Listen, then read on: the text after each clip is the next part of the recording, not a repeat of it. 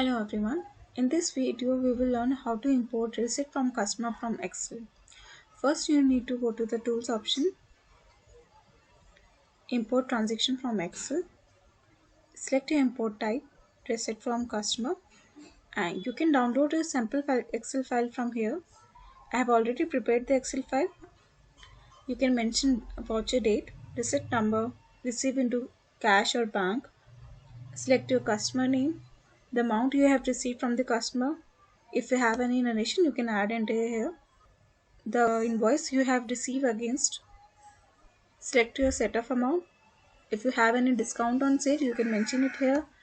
Similarly tax, and select payment mode, debit, credit, transaction number, and you can add bank name and last remarks. So now we will browse the file, import receipt from customer, and then select on import. The import has been completed.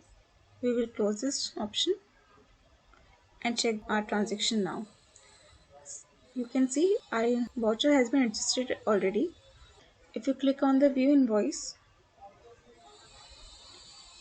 you can see the invoice amount was 8,663 and I have adjusted 8,000 amount, so remaining 663 amount has gone to the outstanding automatically. The other voucher has been adjusted fully.